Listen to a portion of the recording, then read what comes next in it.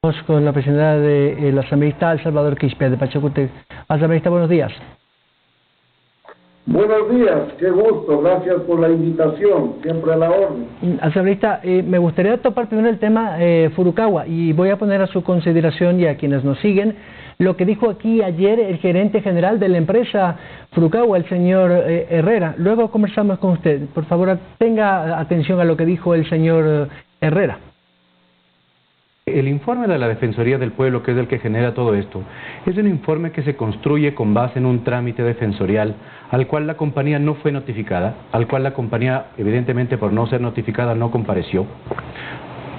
Cuando nosotros nos enteramos del proceso, solicitamos las pruebas para poder contradecirlas, que es un derecho básico, del derecho a la defensa. Las pruebas no se nos entregaron diciendo que eran confidenciales.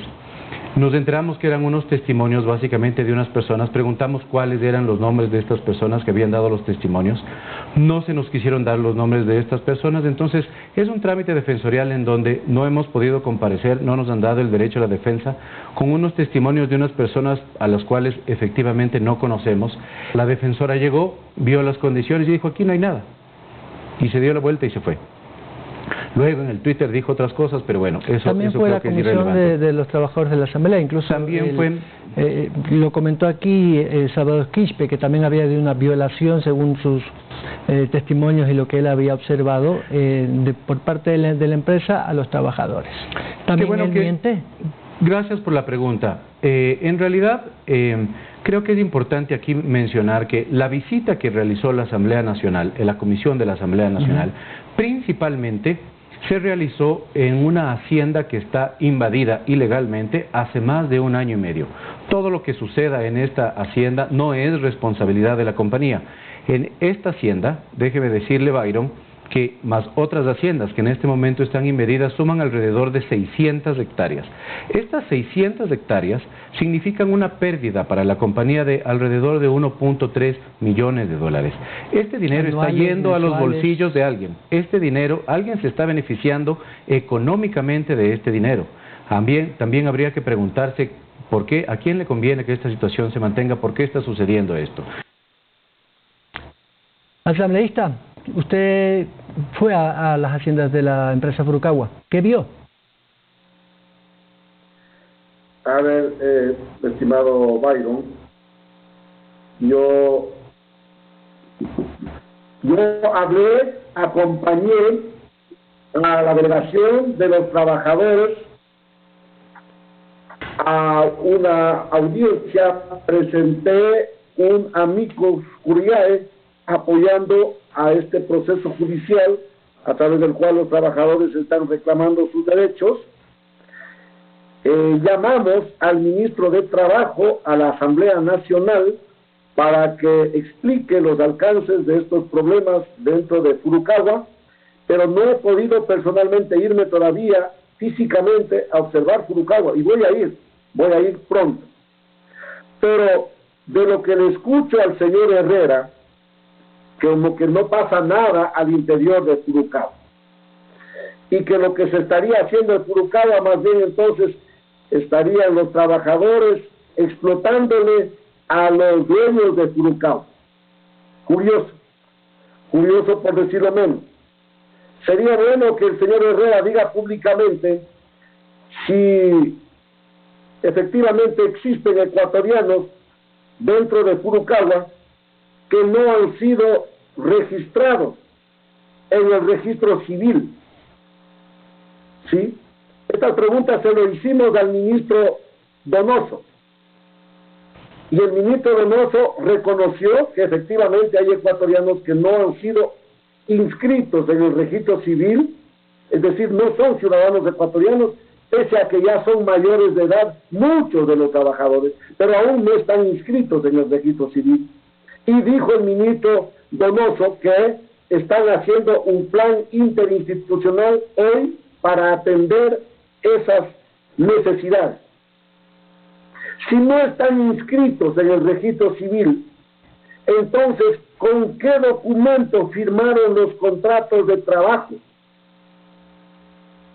Si no tienen los contratos de trabajo, pregunto a los dueños de Furukawa, estaban siendo registrados en el IES, por ejemplo, las decenas de años que trabajaron dentro de Furukawa. ¿Cómo lo hicieron si no estaban inscritos en el registro civil, si no tenían la cédula? ¿Cómo lo hicieron? Y así podemos ir recordando las preguntas que hicimos al ministro Donoso, y el ministro Donoso dijo no saber.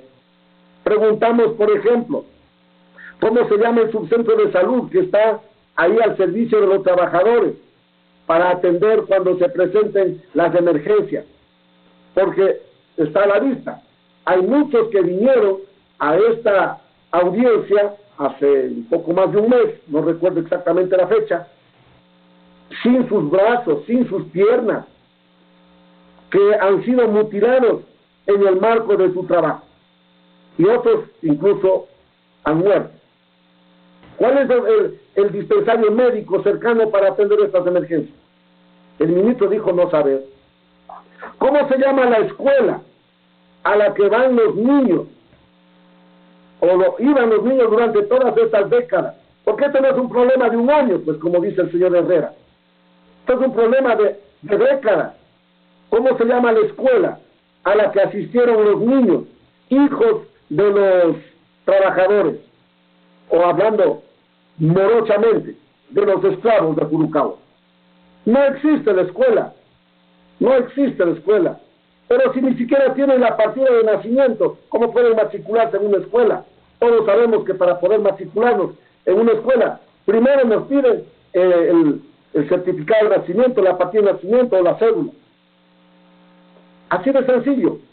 Esto no lo digo yo, lo dijo el propio ministro de Trabajo en la comparecencia ante la Asamblea Nacional. Pero qué bueno que lo dice el señor Herrera, me motiva más para ir pronto a ver al interior de Furukawa, y no solo Furukawa, hay otras haciendas también con asuntos parecidos.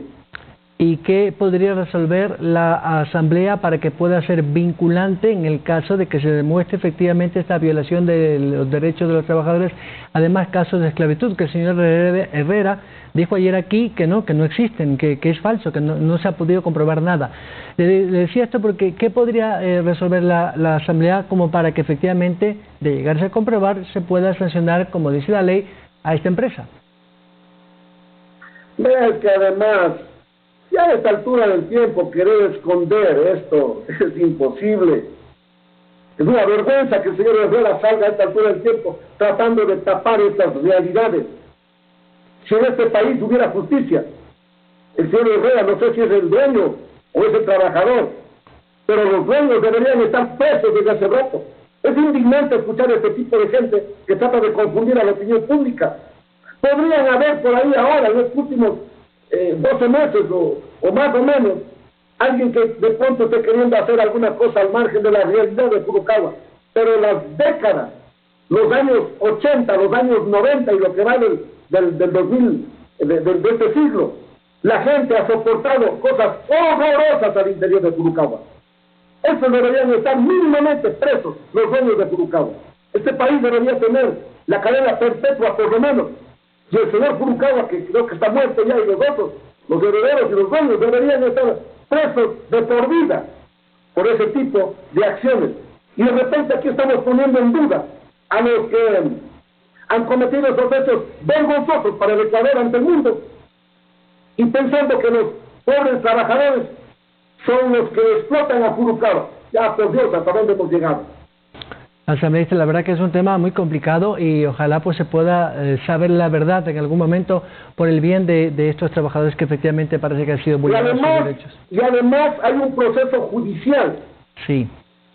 Hay un proceso judicial que en primera instancia resolvieron como sancionando a los dueños de Furukawa, darle y reconocer los derechos a los trabajadores. Curiosamente, en el año 2020, el gobierno anterior, en vez de luchar para reconocer los derechos de los trabajadores, apelaron la sentencia de primera instancia, juntándose con Furukawa y el gobierno del presidente Moreno. Sin vergüenza. Lo que debían hacer es, en representación del Estado, garantizar los derechos de los trabajadores. Y ahora está en apelación, y estamos esperando el pronunciamiento en segunda instancia. Esperamos que la justicia le devuelva en algo esta triste realidad de los ecuatorianos. Yo invito a los ecuatorianos, a todos, a los ecuatorianos que luchamos por un poquito de justicia, a juntarnos y exigir respeto a los derechos, en este caso, de los trabajadores de Furukawa. Estaremos atentos a eso. Gracias, asambleísta.